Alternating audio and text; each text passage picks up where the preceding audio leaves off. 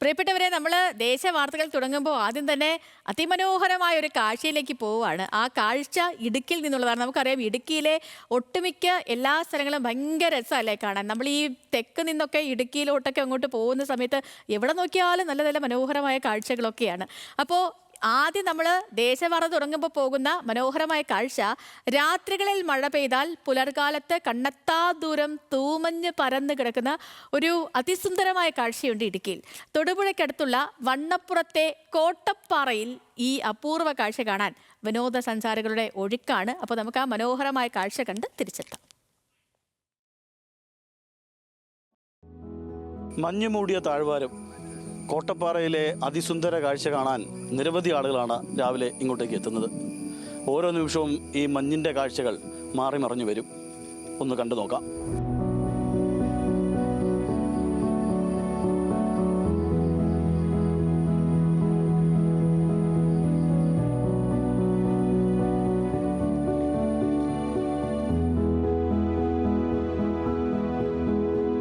മലമുകളിൽ നിന്ന് ആരോ പഞ്ഞിക്കെട്ട് വാരി വിതറിയ പോലുള്ള കാഴ്ച അനുഭവം. പുലർക്കാലത്തെ കോട്ടപ്പാറയിലെ കാഴ്ച ധ്യാനതുല്യമാണ്.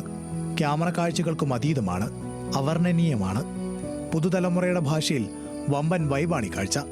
ഞങ്ങളിവിടെ ഇടയ്ക്ക് വരാറുള്ള രാത്രി കാണുന്ന ഫുള്ള് ലൈറ്റ്സ് ഒക്കെ അടിപൊളി. നമ്മളിവിടെ സ്ഥിരം ആൾക്കാരാണ്.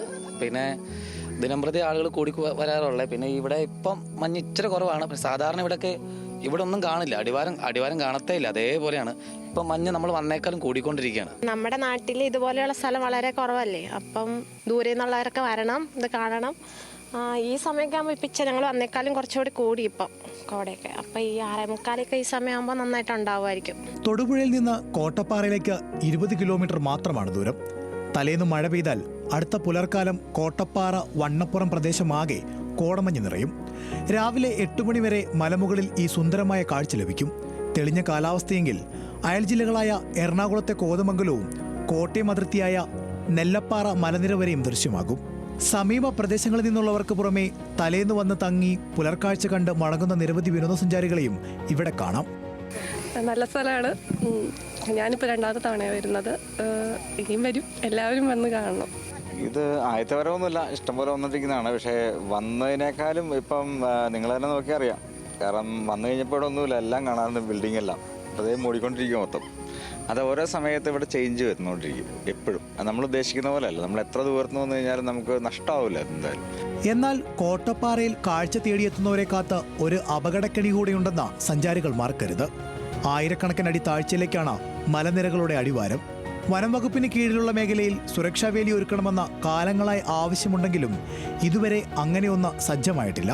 അതുകൊണ്ട് തന്നെ കോട്ടപ്പാറയിലെ പുലർക്കാലം അവിസ്മരണീയമാക്കുന്നതിന് അല്പം ജാഗ്രതയും വേണം സഞ്ചാരികൾക്ക്.